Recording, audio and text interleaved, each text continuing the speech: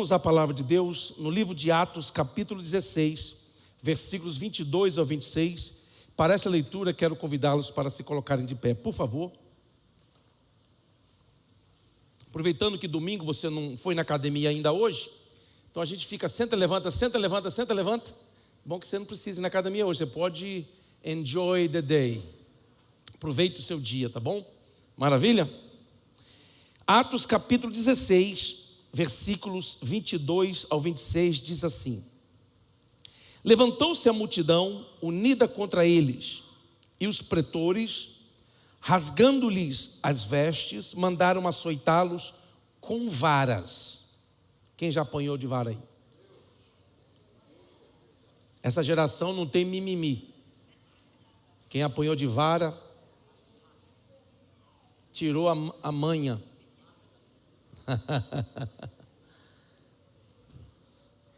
23, e depois de lhes darem muitos açoites, os lançaram no cárcere, ordenando ao carcereiro que os guardasse com toda a segurança. Este, recebendo tal ordem, levou-os para o cárcere interior e lhes prendeu os pés no tronco. Por volta da meia-noite, diga meia-noite, Paulo e Silas oravam e cantavam louvores a Deus. O problema é que essa geração, eles só cantam, não oram. Por isso que se tornam artistas. Porque um artista não precisa orar. Mas um crente, ele ora para depois cantar. Tem crente aí? E os demais companheiros de prisão escutavam. Por quê? Não era só música. Tinha algo sobrenatural nisso daí. Porque quando se ora para cantar, você não emite música, você emite adoração a Deus. E só um crente salvo pode adorar. Os ímpios podem cantar. O encardido do Roberto Carlos pode cantar. Feio que só. Dos olhos fundos. Ele pode cantar Jesus Cristo, Jesus Cristo. Pode. Mas adorar, não pode. Adorar só quem tem o Espírito de Deus. Quem tem o Espírito de Deus aqui? Então você pode muito mais do que cantar. Você pode adorar. De repente, sobreveio tamanho terremoto que sacudiu os alicerces da prisão. Abriram-se todas as portas e soltaram-se as cadeias de todos. Você pode dizer amém? Pode assentar-se, por favor. Quero falar nesta manhã, subordinado ao tema, o dia em que Deus entrou num presídio. O dia que Deus entrou num presídio. A história bíblica que narra a conversão do carcereiro Filipe começa na segunda viagem missionária do apóstolo Paulo. Ele indo até as terras da Ásia Menor, a fim de fortalecer as igrejas existentes que foram estabelecidas na sua primeira viagem missionária, e pregar a palavra a outros povos ainda não alcançados. Então ele passou por algumas cidades da Ásia como Derbe, Listra, Icônio. E a Bíblia ali no capítulo 16, ela descreve o nome das cidades que Paulo esteve passando. E ele deparou-se com a região da Mísia, que é uma região. E ele estava com um propósito determinado de ir nesta região, anunciar a mensagem do Evangelho àqueles que ainda não tinham ouvido. Esta região tinha uma cidade chamada de Bitínia, que ficava a alguns quilômetros de onde ele estava, poucos quilômetros, perto. Mas acontece algo extraordinário. A Bíblia diz nos versículos 7 e 8, que o Espírito Santo não lhes permitiu. Então, quando estavam na Mísia e tentaram ir para a Bitínia, o Espírito Santo diz: não é aqui. Aí a Bíblia diz que Paulo insistiu, e ele contornou a Mísia e desceram uma cidade chamada de Troade. Isso está nos versos 7 e 8. E o texto bíblico prossegue na narrativa de que, estando em Troade, apareceu um jovem da Macedônia, região da Turquia, num sonho, numa visão, e disse a Paulo: Paulo, passe a Macedônia e ajude-nos, e ajuda-nos. E quando Paulo se acordou, ele entendeu que era para a Macedônia que Deus queria que ele fosse. E ele foi para a região da Macedônia, chegando a uma das mais importantes cidades da época da Macedônia, dominada pelo Império Romano, a cidade de Filipos, que é a entrada para a Europa, para os comerciantes que vinham da Ásia. E ele ali em Filipo, a Bíblia diz que eles, chegando em Filipo, eles procuraram um lugar de oração. E eles foram para este lugar de oração, e ali começaram a pregar, nesse lugar de oração. De repente surge uma menina, uma moça, possuída por um espírito maligno de adivinhação. Não era revelação, era adivinhação. E aquela moça, possuída por aquele espírito, seguia a Paulo, Silas e os demais discípulos que ali estavam. E olha que interessante, o que aquela moça dizia era verdade. Ela repetia: estes homens que vos anunciam o caminho da salvação, eles são de Deus. A mensagem que eles estão pregando é verdadeira. Estes homens anunciam a vocês o caminho da salvação. Aí a Bíblia diz que Paulo ficou incomodado com aquilo. Depois de repetidas vezes ela falar isto, Paulo se virou para trás e disse para aquela mulher, disse: espírito maligno, sai dela. O espírito maligno deixou aquela mulher, e os donos daquela mulher, ela tinha uns empresários, que lucravam com o talento, com o dom que ela tinha, mesmo sendo maligno. E quando eles perceberam que ela não estava mais adivinhando nada, eles ficaram com raiva, com ódio. Pegaram Paulo e Silas e levaram eles diante da praça principal de Filipe, diante dos pretores ou magistrados ou autoridades da época, e disseram: olha, esses homens estão perturbando o nosso sossego, porque quando você decide obedecer à direção de Deus, você vai perturbar o reino das trevas. Não há como fazer a vontade de Deus em paz com os demônios. E a Bíblia diz que eles se iraram contra Paulo e Silas, pegaram aqueles dois homens, deram neles uma surra de vara. Quem apanhou de vara e já foi curado, não tem traumas, levanta a mão. Porque tem uns que apanharam e estão com trauma até hoje. Frescura, devia ter apanhado mais. Porque a vara traumatizava, mas depois uma segunda sua curava.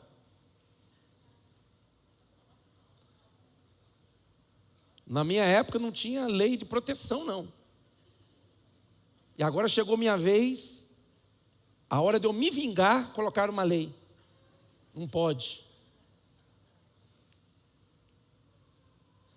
E a Bíblia diz que eles foram presos e não lançados num cárcere qualquer, ou num lugar qualquer do cárcere, mas eles foram lançados, aonde?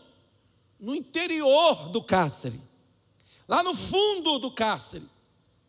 Prenderam os seus pés no tronco, provavelmente, um pedaço de madeira com 2 furos, que era preso dos lados da parede, que enfiavam os 2 pés e desciam a segunda parte, trancada com correntes. E eles sentados ali com as suas mãos presas, com os pés presos ao tronco. Era a hora dele reclamar, não era verdade? Se Paulo reclamasse ali, a gente iria dar razão para ele, não ia dar? Pô, o cara está fazendo a obra de Deus, olha o que deu. O cara está fazendo, obedecendo a Deus, olha o que aconteceu com ele. Mas ao invés de reclamar, ao invés de murmurar, ao invés de amaldiçoar os outros, ao invés de xingar, de palavrões, de ofensas, porque era comum dentro das prisões, as ofensas, os gritos, os berros, eles começaram a cantar. Mas antes de cantar, Paulo, quem sabe, se virou para Silas e falou: Silas, vamos abrir um culto aqui agora? Aqui? Vamos. Então eu vou orar, Silas, porque eu sou meio desafinado, e você que é afinadinho, puxa o hino, e eu vou atrás. Ok? Aí Paulo preso. Nosso Deus e nosso Pai, muito obrigado pelo privilégio de te servir, de te honrar e de sofrer pela tua causa. A oração dos crentes era assim. Não é pedindo dinheiro nem carro novo não, nem aumento. Não, era: Senhor, que honra poder sofrer por esta causa tão justa. Aquela menina explorada por aqueles empresários que tiravam lucro do talento dela, foi liberta, e agora estão desempregados. Não, essa parte eu que estou adicionando. Aquela menina está livre, Senhor, e nós, por causa disto, estamos aqui. Estamos aqui, Senhor, mas não estamos com tristeza em nosso coração. O nosso corpo, Senhor, está doendo. Senhor, está doendo, está inchado, porque quem apanhou de vara sabe o que é, né? Dói pra caramba. E fica doendo horas. E você fica ouvindo o barulho da vara. Vum, vum. O barulhinho, quando volta, dói de novo. Ai, ai, ai.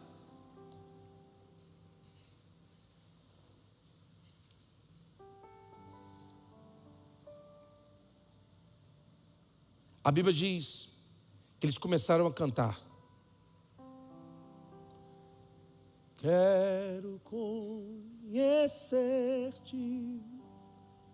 cada dia mais a ti, estar em tua presença e adorar.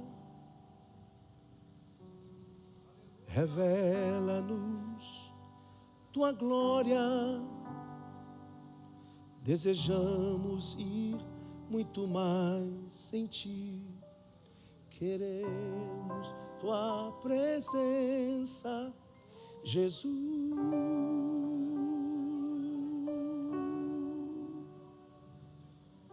Ao que está sentado sobre o trono, ao que vive para sempre, sempre, seja a glória, seja a honra e o louvor, seja a glória, seja a honra. Já viu que não era um hino de vitória? Você reparou? Porque o louvor deles era vertical, era para cima, não era para satisfazer as necessidades das pessoas. Não é para dizer que você vai vencer, não, é para dizer que Ele é digno.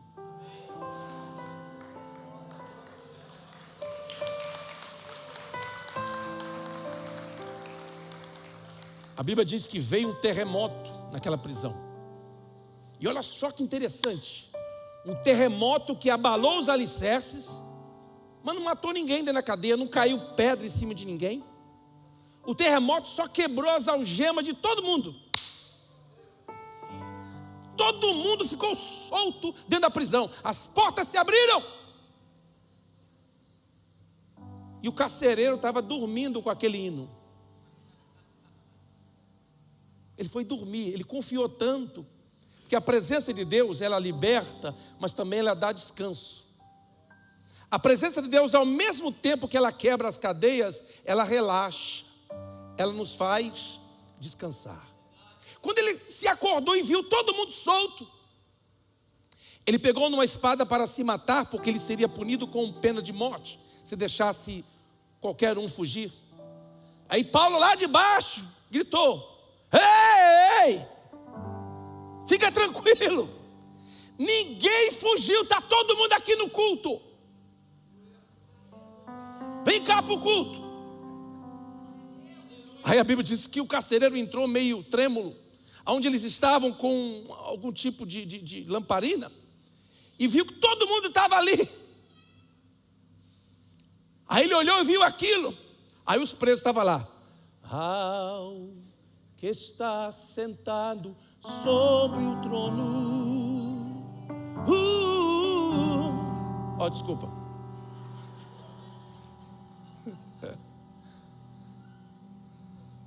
Me empolguei um pouquinho, foi mal.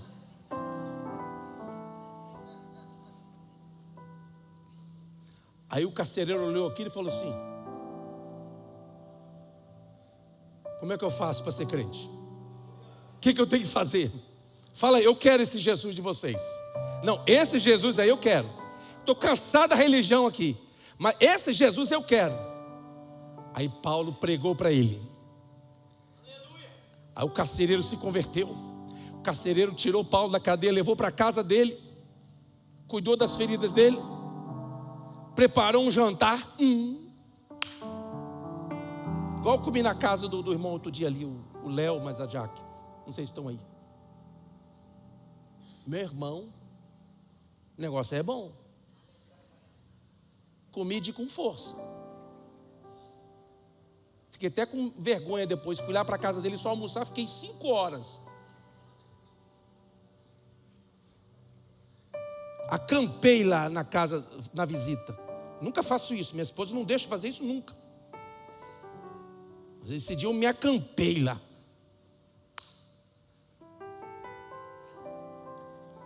Comeram.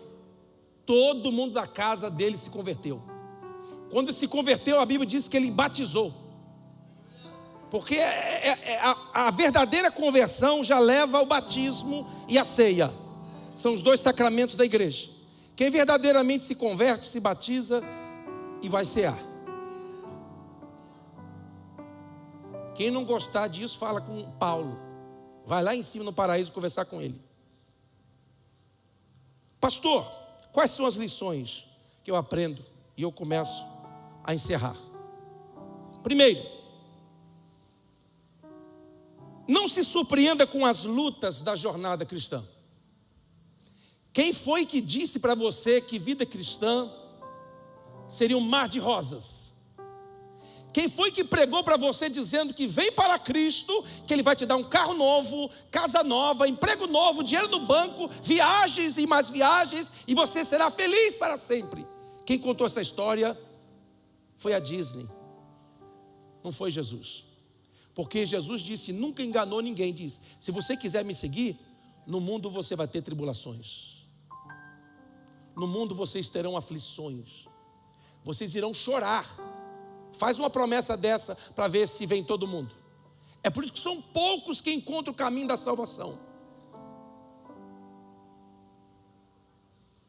Então tem crente que se surpreende quando acontecem problemas na vida. Meu Deus, o que é isso? Na jornada cristã, tenha certeza de que você passará por lutas e tribulações, mas a sua certeza tem que ser ainda mais intensa naquele que prometeu te guardar. Ele disse: eu vou estar com você todos os dias até a consumação dos séculos. Em outras palavras, você não irá passar nenhuma das aflições da vida sozinho. Por quê? Porque eu estarei com você. naquele momento de dor, de tristeza, de angústia, de sofrimento, de perguntas sem resposta, o Senhor estará ali. Por quê? Porque Ele prometeu estar, e tudo que Ele promete, Ele cumpre. Às vezes o caminho de Deus em direção à Macedônia, em direção ao propósito dele na sua vida, ele passa por dentro de uma prisão. Às vezes o caminho de Deus passa por dentro de uma cova de leões. Às vezes o caminho de Deus passa por dentro de uma fornalha.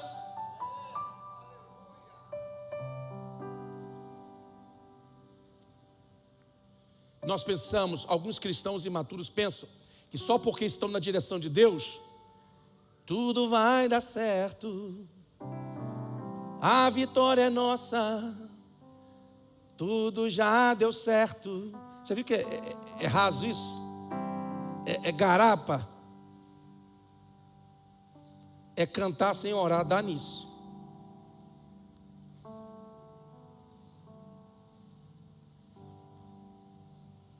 Maria, mãe de Jesus, estava com Jesus de quase 42 semanas. Não é isso? Semanas? No parto? Completas? Tem gente que nasceu com mais de 42? 40? 42, doutora? 40? Então eu nasci de 42. Foi só eu. 40. Me perdoe. Alguém falou que era 42. Eu achei que... Então diminui. 40.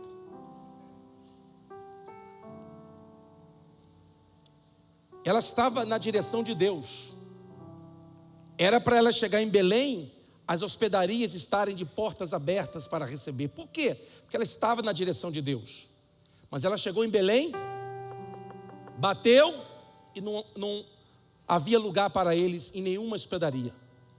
Ela foi para uma estrebaria onde os animais passavam a noite, dar a luz ao Filho de Deus. E alguém diz, mas não estava na direção de Deus, por que foi parar na estrebaria? É porque todas as coisas cooperam para o bem daqueles que amam a Deus. Se você está na direção de Deus, meu irmão, você pode passar e parar dentro de uma estrebaria, mas você vai estar cumprindo promessas e profecias, porque Deus disse que estaria com você. Ele prometeu estar com você, Ele prometeu não te abandonar. Segunda lição: às vezes nós queremos ir para Bitínia. Por quê? É mais perto, mais conveniente. De onde ele estava para a Macedônia, era uma viagem longa, perigosa, cheia de perigos, de doenças, de riscos de serem roubados, assaltados. E muitas das vezes nós queremos fazer a vontade de Deus diante daquilo que parece bem aos nossos olhos. Cuidado para você não fazer coisas boas que Deus não mandou você fazer. Porque tem gente que pensa que desobedecer é só pecar. Não, às vezes nós desobedecemos a Deus fazendo coisas boas que Deus não mandou. Você entendeu? Vou te explicar. Por exemplo, Deus me deu a graça e a misericórdia de ser pastor de igreja. E deu ao pastor André a graça de ser um evangelista itinerante, de viajar. Meu irmão, eu viajo, todas as vezes que eu viajo, eu não vejo a hora de voltar. Eu fui agora com a minha família para o Canadá, e eu fiquei lá, foi muito bom, mas eu não vi a hora de voltar. Por quê? Porque eu sou pastor de igreja, quero estar sempre aqui. Eu fico com pena de vocês, tem que estar me ouvindo direto. De vez em quando eu trago um pregador novo só para aliviar o teu fardo. Mas se eu pudesse, não faltava um. Se fosse da minha vontade mesmo, não faltavam, às vezes sou levado. Então, se eu for viajar, ficar fazendo trabalhos, o que vai acontecer? Eu estarei fazendo uma coisa boa, que Deus não mandou eu fazer. Então eu posso estar fazendo algo bom que Deus não mandou. É por isso que o ministério para alguns é cansativo, é estressante. Porque eles estão fazendo algo bom que Deus não mandou. Porque quando você está fazendo algo que Deus te mandou fazer, você tem de Deus a graça para fazer. É por isso que pastorear para mim não me cansa. Vocês não me cansam. Vocês não me estressam. O pastor, a igreja está crescendo, crescendo, crescendo. Você está doido, você está ficando doido. Não estou, irmãos. Eu estou engordando, eu tenho que fazer uma dieta. A camisa está repuxando. Os botões estão ficando apontados em sua direção. Cuidado. Porque pastorear, para mim, parece fácil. Não é porque eu sou capaz, é por causa da graça de Deus. Então ir para a Bitínia era conveniente, era mais fácil. Mas Deus disse, não é aí não. É na Macedônia. Por quê? Porque eu tenho uma região ampla. Eu quero colocar a minha obra na porta, na entrada para a Europa. E todos os viajantes que passarem por aqui, eu quero que eles conheçam a mensagem do Evangelho. Às vezes nós queremos fazer algo para Deus, e Deus tem algo muito maior, e ficamos insistindo. Por quê? Porque não nos encontramos no lugar de oração. Você pode ver, Paulo depois disso passou a ir para o lugar de oração. Porque no lugar de oração nós entendemos para onde nós devemos ir. No lugar de oração nós recebemos de Deus a direção, e não precisamos ficar fazendo loteria gospel para ver aonde a porta abrir, estou entrando. Pastor, abriu, estou entrando. Meu irmão, tome cuidado, que o diabo também abre porta.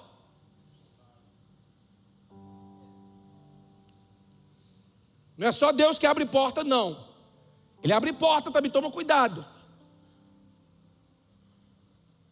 Eu sei que você está chegando no Brasil recentemente, precisa se ajustar, precisa trabalhar muito, eu entendo. Mas você que está aqui já estabelecido, ficar trabalhando nos dias de culto, não poder vir à igreja dia nenhum, não poder servir na igreja porque o seu trabalho te estressa, te cansa. Meu irmão, toma cuidado com essa porta.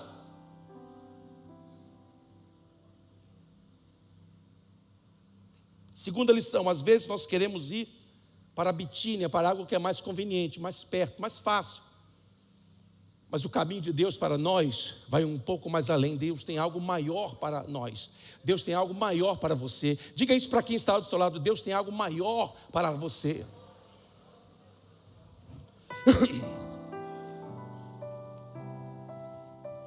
Meio-dia. Terceiro e último ponto. Por que as cadeias de todos se abriram? Alguém diz assim: mas os servos de Deus ali não eram apenas Paulo e Silas? E por que Deus abriu a prisão de todos?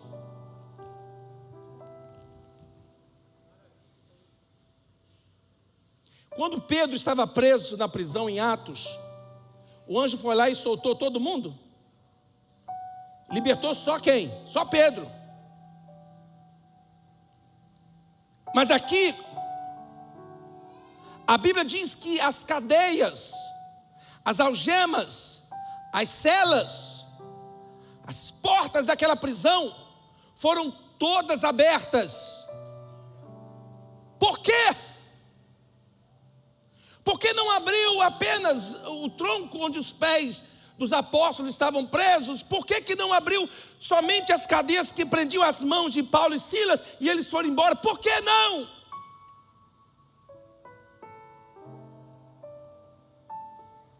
E eu vou responder você. É porque naquele dia a presença de Deus entrou naquele presídio. E onde Deus está, ninguém fica preso. Aonde a presença de Deus se manifesta, as cadeias se quebram. Aonde há a presença de Deus, a liberdade. Aonde há a presença de Deus, a alegria. Aonde há a presença de Deus, há júbilo. Aonde a presença de Deus há louvores, aonde a presença de Deus há cânticos, aonde a presença de Deus há oração.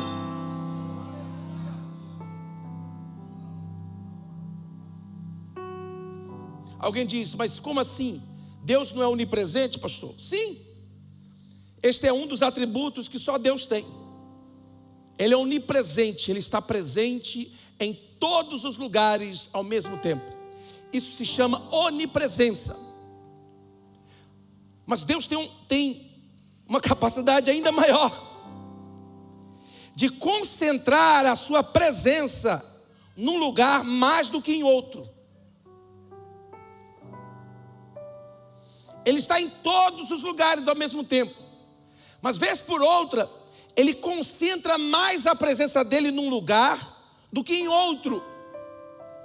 Quando Deus concentra a presença dEle mais em um lugar do que em outro, isto acontece um avivamento, acontece alegria, acontece crescimento, acontece prosperidade, acontece curas, libertações, milagres, maravilhas. Então a presença de Deus se manifestou ali não para libertar os presos das suas penas que deveriam cumprir. As cadeias foram quebradas para dizer que na presença de Deus ninguém fica preso. Não há necessidade de você ficar preso ao seu passado. Não há necessidade de você ficar escravo aos seus traumas familiares, às suas decepções da vida. Não há necessidade de você viver preso às frustrações do passado. Quem não te quis, quem não te amou, quem te maltratou. Você não precisa mais ficar preso aos traumas, às decepções da vida. Por quê? Porque o dia que Jesus Cristo entrar na sua vida, você será livre, livre, livre.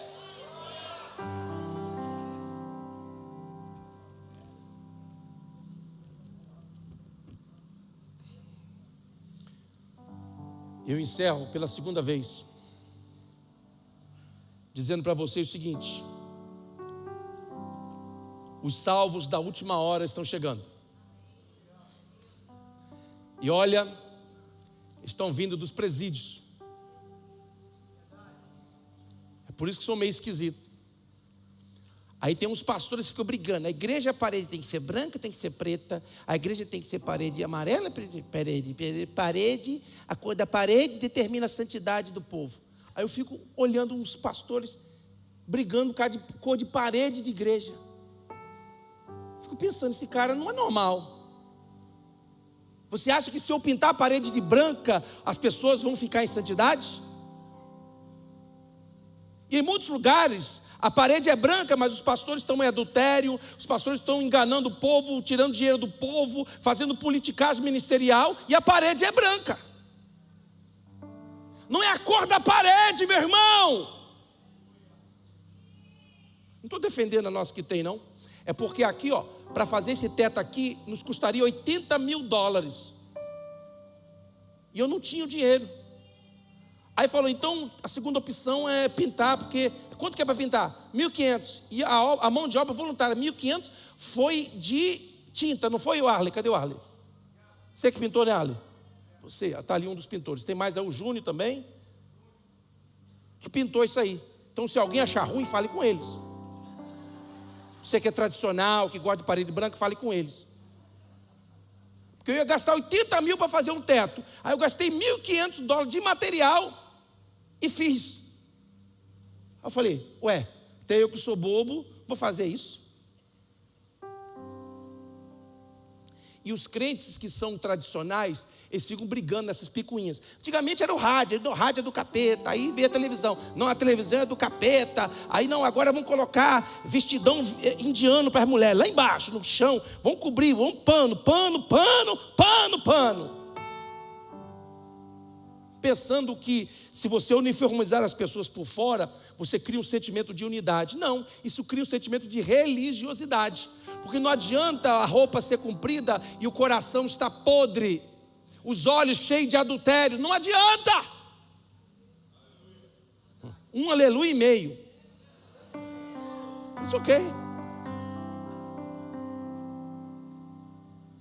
Não, que no meu tempo eu pregava de sapato Vulcabras. Parabéns para você, eu já usei também. Mas hoje não é mais esse tempo. Por quê? Nem fabrica mais. O pessoal do Brasil tem sapato Vulcabras lá ainda? Tem, Nani? Não, aí. Nem conhece. Você era chique, não usava essas coisas. Quixute, lembra do quixute? Quem usou o quixute aí? Só gente velha.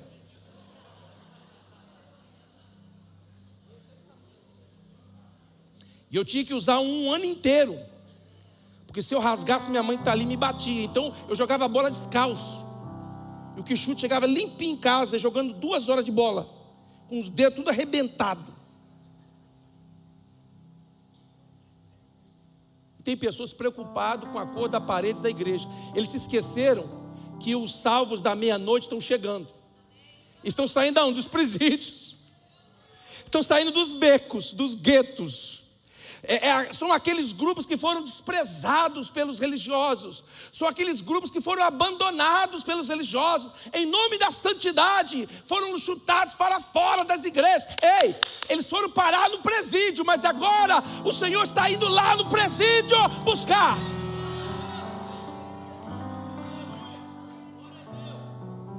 Então não se assuste quando chegar uns cabeludão aí, todo tatuado.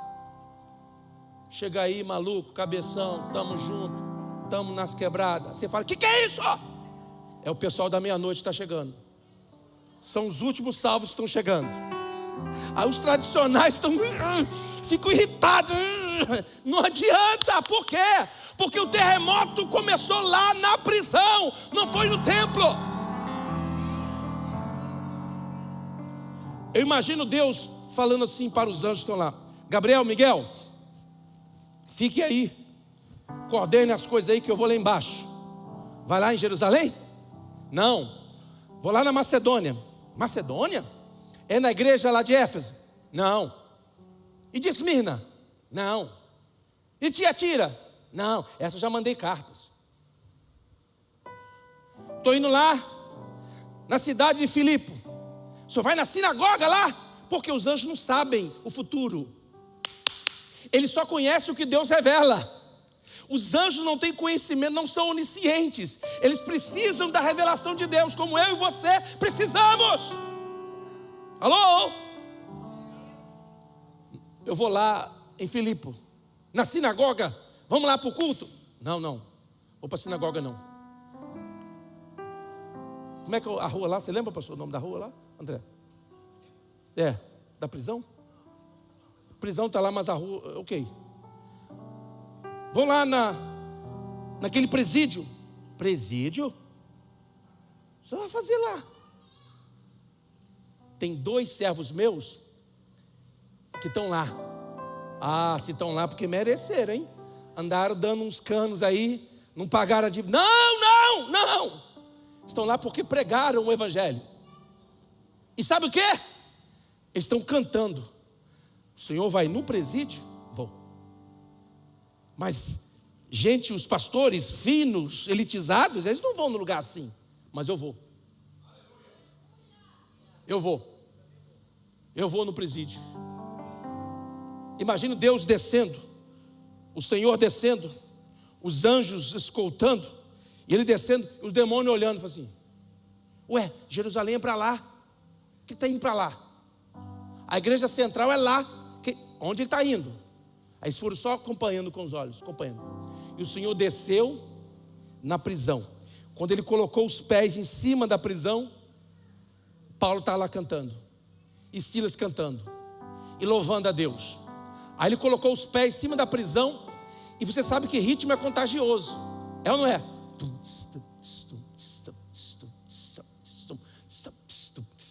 Você viu que quando eu comecei a fazer, você fez até assim, ó. Eu fiz de propósito, porque ritmo é contagioso. Aí Deus ficou em cima da prisão assim, ouvindo a música deles,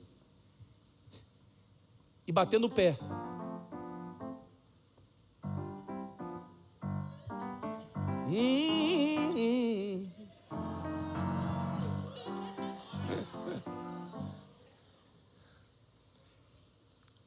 A Bíblia diz que houve um terremoto. A Bíblia, ali é um lugar de frequentes terremotos, mas esse terremoto aqui é diferente. Por quê? Porque não derrubou a prisão em cima dos presos. Esse terremoto foi diferente, por quê? Porque balançou os alicerces não é para derrubar o prédio, é para quebrar as algemas da parede. A Bíblia diz que esse terremoto foi sobrenatural. Por quê? Porque todos os presos foram libertos.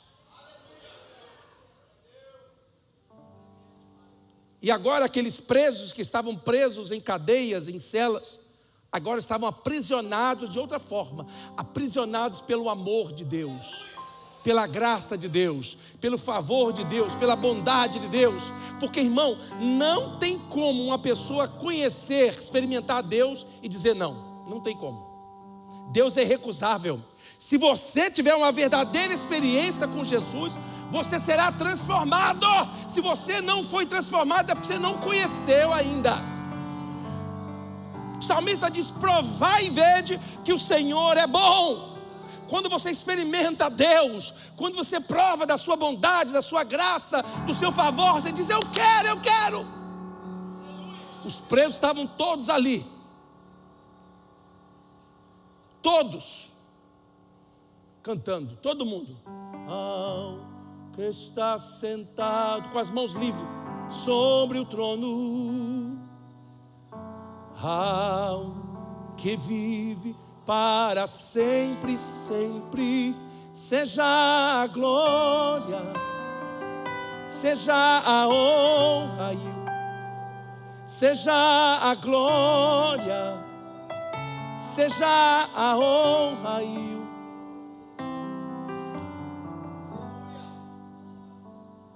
A próxima pergunta que surge no meio daquele alvoroço é a pergunta do carcereiro: o que devo fazer para ser salvo?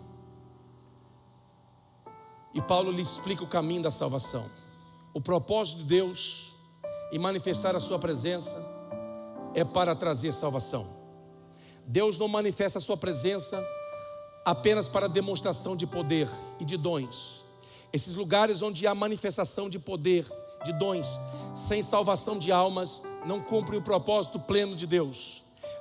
A presença de Deus se manifesta para trazer salvação, para trazer salvação, para trazer transformação. E ali em Filipe nasceu uma igreja poderosa. Ali em Filipe, Paulo encontrou quem o iria substituir no ministério, um jovem chamado Timóteo.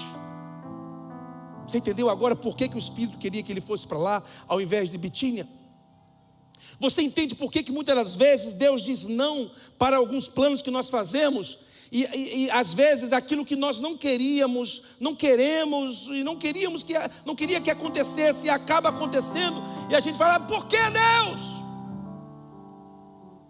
É porque Deus tem um plano sempre maior do que o nosso. Deus tem um caminho sempre mais alto do que os nossos. Deus tem pensamentos mais altos do que os nossos. Os caminhos de Deus são mais altos do que os nossos. Nós muitas vezes queremos caminhos que nos vai dar retorno financeiro. O que eu vou ganhar disso? Mas os caminhos de Deus são muito mais altos. Ele tem um propósito muito mais alto do que os nossos. Muitos de nós viemos para os Estados Unidos atrás do Benjamin Franklin. Tem gente que nem sabe quem é o Benjamin Franklin. Você sabe o que é? Tem gente que não sabe, não adianta. Benjamin Franklin é o presidente que está na nota de 100. Fala assim: quanto time que não te lucro. Tem gente quando pega a nota de 100 fala assim: oh, I miss you so much. Hey. Vem em mim, Benjamin Franklin.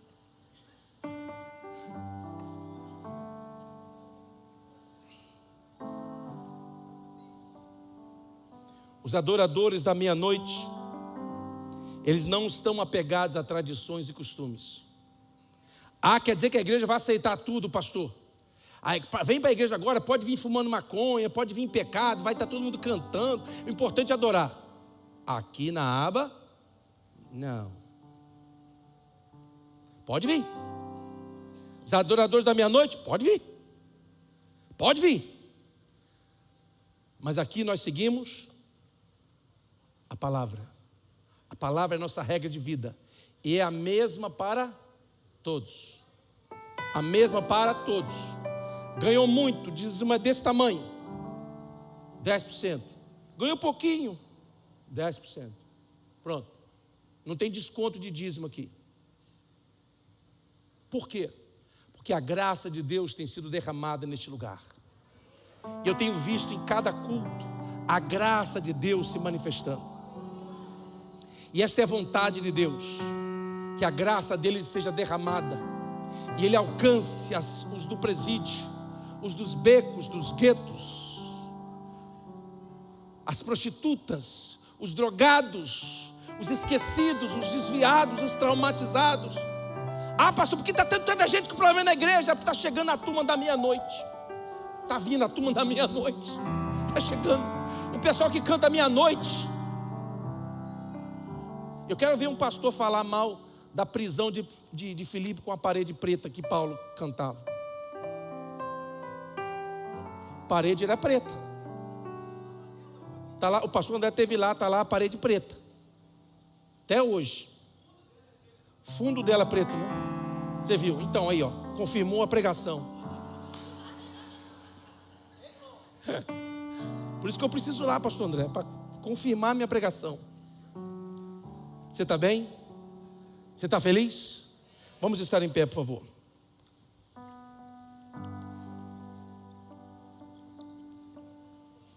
Alguém diz, pastor, por que você conduz o culto assim de uma forma mais familiar, mais descontraída, não tão preso a cerimoniais?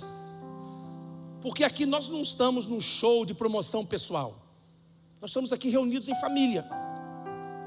Você que congrega aqui faz parte dessa família. Você que não tem um lar espiritual, se quiser fazer desta casa a sua família, faça dessa casa a sua família. Ah, pastor, mas eu não gosto que tem gente assim, mas a sua família também é assim. E por que dá tanto... Família é assim. Não, eu vou trocar de família. Tenta para você ver. Não tem como. É família. Diga para quem está ao seu lado, TMJ. Tamo junto. TMJ. É assim que os jovens se comunicam. O pessoal da meia-noite se comunica assim. Eu quero perguntar, você que entrou nesse santuário, você diz, pastor, a religião me decepcionou. Eu tentei, mas eu me frustrei, porque a religião, eu esperava muito das pessoas, e espero até hoje. Eu não sei como você se frustra com isso. Você fica esperando das pessoas. Meu irmão, diminua as expectativas das pessoas. Espere que as pessoas irão te decepcionar. É assim, as pessoas, o ser humano é assim. Tem gente que fica, ai, nunca esperava isso de você. Eu esperava. Porque o ser humano é assim. O dia que eu parei de criar essas expectativas maravilhosas das pessoas, irmão, eu parei de me estressar. Meu cabelo está branqueando, é só por causa da idade, mas eu estou feliz da vida, gordinho, ei glória.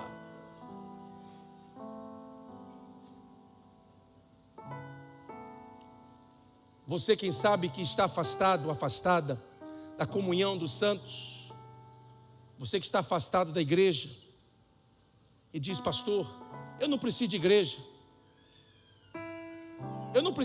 eu sou igreja. Esses pastores da calça apertada e da canela de fora inventaram isso. Você não precisa de igreja. É o diabo que usou eles para te enganar. Você precisa sim. Porque alguém já viu um braço correndo pela rua aí? Alguém já viu uma mão correndo pela rua? A não ser da família Adams. Agora você já viu um corpo sem partes? Já viu ou não? O corpo continua sendo corpo sem aquela parte. Você precisa estar conectado ao corpo de Cristo. Ah, mas se eu me filiar a essa igreja, eu não quero falsidade e hipocrisia. Então não se filie, você vai estragar.